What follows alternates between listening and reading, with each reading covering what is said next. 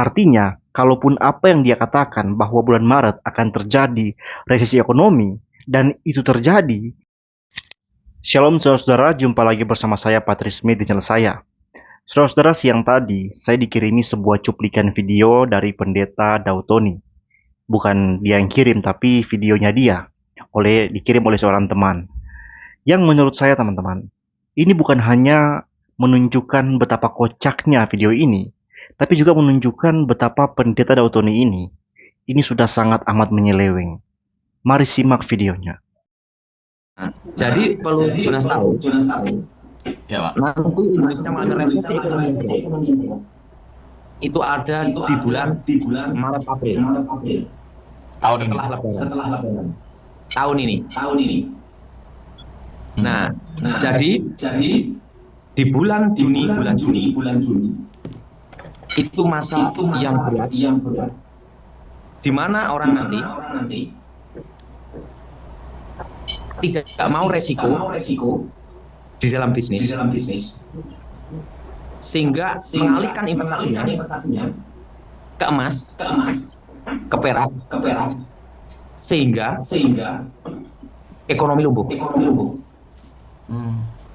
Karena orang nggak mau kerja, hanya mau investasi dua itu, emas dan perak. Karena emas pasti naik, perak pasti naik, bisnis belum tentu naik. Betul. Karena ketidakpastian sistem keuangan global itu yang akan menimbulkan masalah. Jadi nanti kenapa harga emas itu nanti naik terus bertahap tiap tahun?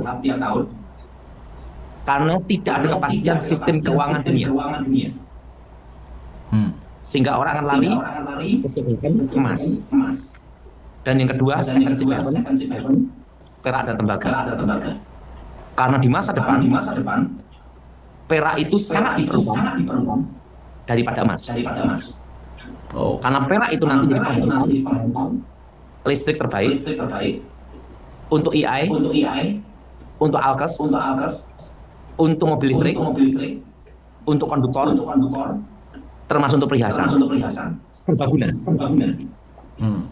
Dan nilai uangnya masih tercapai. Tidak semahal emas. Dan perak nanti himpun akan menggunakan komponen perak. Itu akan dimulai di 2032. Lama permintaan yang banyak, sehingga akan naik.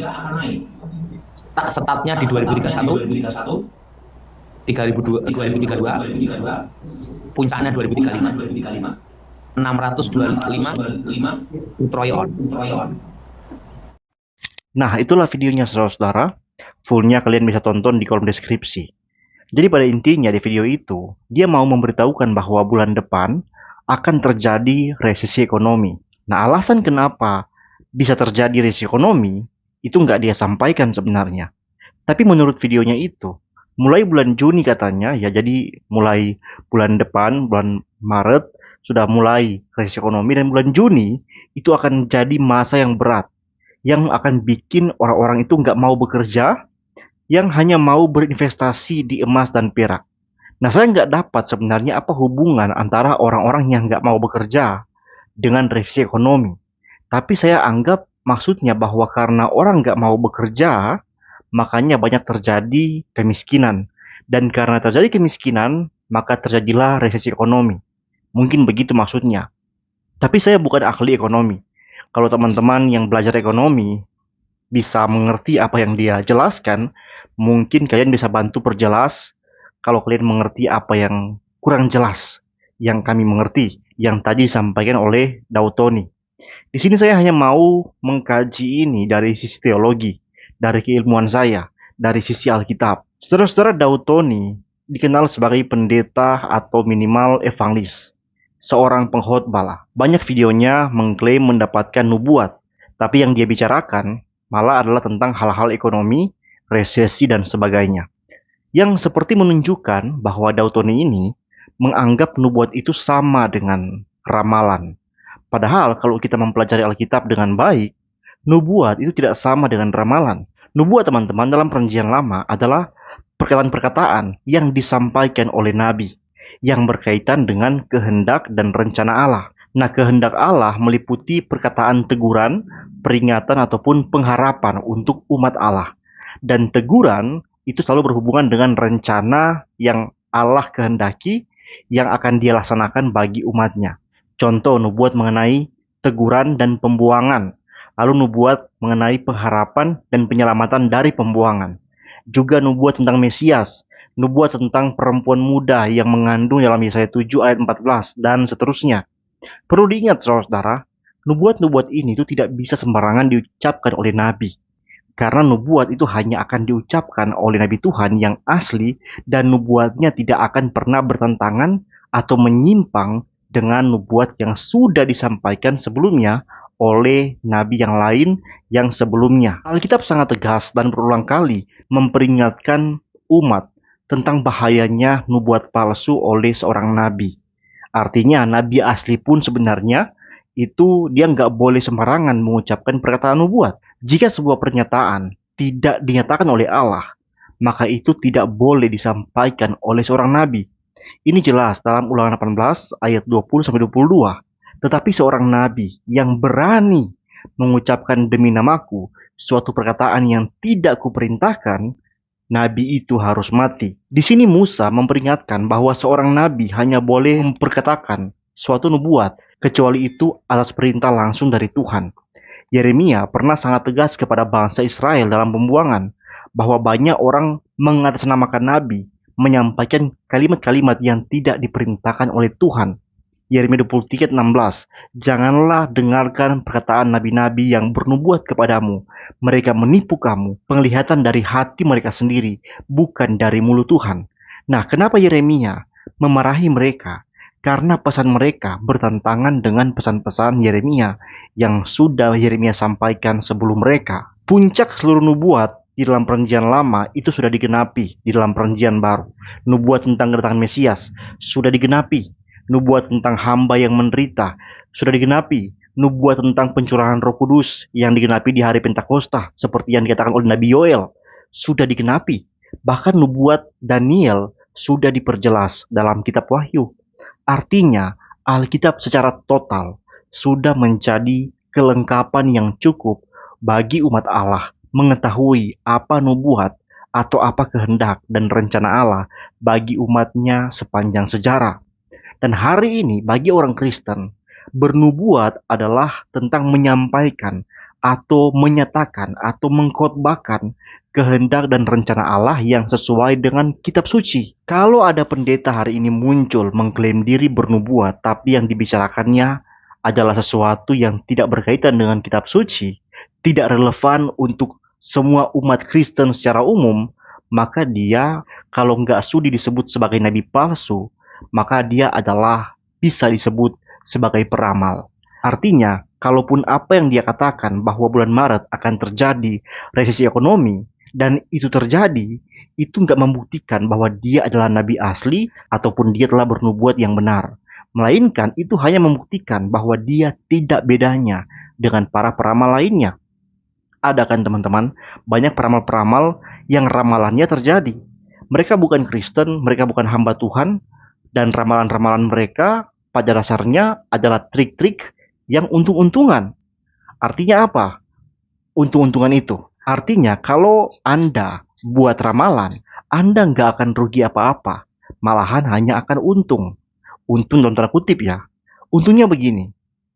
Untung viralitas saat ramalan dibuat. Ketika Anda membuat sebuah ramalan, Anda berani membuat sebuah ramalan, Anda nekat. Ya. Apalagi ramalan itu bersifat mengancam, menakut-nakuti seperti ya tadi, resesi ekonomi. Maka Anda akan berpotensi mengundang perhatian orang kan. Orang-orang akan masuk dalam mode waspada dan ingin mendengarkan ramalan Anda. Anda akhirnya menjadi viral dan akhirnya Anda menarik perhatian orang. Jadi Anda untung di sini, untung apa? Popularitas. Nah itu baru Anda menyampaikan ramalan. Ramalannya belum tentu terjadi nih. Tapi Anda sudah untung popularitas duluan. Nah, gimana kalau ramalannya nggak terjadi? Apakah akan ada rugi di sana? Jawabannya nggak akan rugi. Karena seringkali ramalan itu ketika tidak terjadi, orang tidak akan menuduh Anda peramal palsu. Karena orang pada dasarnya ketika mendengar ramalan yang mengerikan akan sangat berharap bahwa hal itu tidak akan terjadi. Jadi mereka tidak mungkin akan memarahi si peramal. Karena mereka sebenarnya lebih senang ketika ramalan itu nggak terjadi. Mereka akhirnya menjadi bodoh amat dengan si peramal.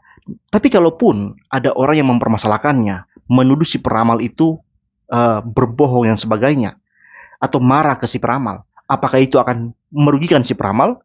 Jawabannya tidak. Karena si peramal itu bisa hanya dengan mudah berkata, ya namanya kan ramalan, lu harusnya bersyukur nggak terjadi. Atau lu maunya terjadi ya ramalan itu. Enggak kan? Ya sudah, nggak usah marah-marah, move on. Nah, nggak rugi kan? Malahan dia untung kalau sampai ada yang permasalahkan, yaitu dia viral lagi. Dan menanggapi viral itu, dia hanya perlu berkata, seperti tadi, ya namanya ramalan. Kalau nggak terjadi ya udah. Nggak rugi kan kalian? Ya, nggak usah marah-marah. Malah bersyukur nggak terjadi. Itu kan mengancam. Nah, tapi kalau sampai ramalannya kebetulan terjadi, dia lebih untung lagi. Dia akan dianggap sebagai manusia supranatural yang punya kemampuan khusus yang gak dimiliki banyak orang karena dia bisa memprediksi masa depan. Nah, orang-orang itu ya berbicara masa depan kan itu misteri bagi banyak orang. Nah, kalau sampai ada orang yang bisa dengan mudah meramal seperti itu dan mereka lihat, wah terjadi nih. Nah, dia orang penting, dia orang yang supranatural. Orang-orang akan semakin menaruh harapan kepercayaannya pada apa yang dia omongkan tentang masa depan. Nanti, setelah beberapa kali ramalannya terjadi, kepercayaan pada omongannya itu jadi semakin besar, semakin mengental.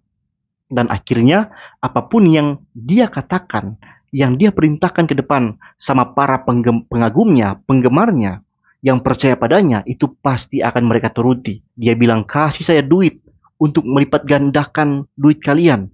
Mereka pasti kasih. Kalau dia seorang pendeta, berikan saya perpuluhan, maka kalian akan diberkati berlipat kali ganda. Maka mereka akan dengan berani kasih perpuluhan. Ya, mereka gak akan neko-neko. Karena sudah terbukti beberapa kali terjadi. Dan begitu ujungnya. Ya, mereka akan mendapatkan keuntungan dari ramalan-ramalan yang terjadi itu. Tapi, apa hubungannya dengan Kristus? Apa hubungannya dengan iman Kristen? Apa hubungan itu dengan kekristenan secara menyeluruh? Nggak ada. Nah, saudara, sebagai umat Kristen, kita harus waspada. Karena Alkitab sudah jelas memperingatkan kita kan, waspada terhadap guru-guru palsu, mesias palsu, nabi palsu. Mereka tidak hadir untuk membawa orang pada Kristus. Mereka hadir untuk membawa orang pada diri mereka sendiri. Untuk menyenangkan, memuaskan keinginan mereka sendiri. Untuk keuntungan diri mereka sendiri. Ya, jadi kita harus waspada. Kita harus benar-benar perhatikan setiap kalimat yang keluar dari mulut seseorang yang mengaku dirinya sebagai hamba Tuhan. Jangan sampai mudah tertipu. Nah, untuk Pak Dautoni sendiri, saya sarankan Pak, bertobat Pak. Jangan terus-menerus menjadi peramal yang mengatasnamakan pendeta, evangelis, pengkhotbah, apapun itu. Ya, jangan pakai semua gelar itu hanya untuk memberitakan hal-hal yang sama sekali mengaburkan iman Kristen. Mulailah memberitakan Kristus, ajarkanlah firman Tuhan kepada jemaat. Dibanding Pak Dautoni membuat ramalan-ramalan, kenapa Pak Dautoni itu nggak melakukan eksposisi Alkitab dengan baik kepada para pendengar? Hiburkan mereka yang berduka, kuatkan mereka yang lemah, tegur mereka yang berdosa, nyatakan Kristus di atas semuanya itu. Itu jauh-jauh lebih baik dibanding Pak Dautoni sedikit-sedikit bikin ramalan yang tanpa sadar banyak dari ramalan-ramalan Pak Dautoni itu sudah nggak terjadi dan banyak yang bertabrakan satu dengan yang lainnya. Coba aja kalian nonton di video Pak Dautoni itu yang di link di deskripsi. Banyak sekali komentar yang mengatakan, wah nubuat yang lalu belum terjadi, malahan nubuat sekarang bertentangan dengan nubuat yang lalu. Itu kan lucu. Tapi kalau Pak Dautoni ini sudah mulai membuat video-video yang eksposisi, yang kristosentris ya, muncul video berjudul eksposisi kristosentris Yohanes pasal 1. Nah, itu kan lebih baik dan lebih berguna. Bahkan saya dorong untuk nonton kalau memang ada eksposisi yang baik dan benar daripada Dautoni. Ya, saudara-saudara, sekian video saya.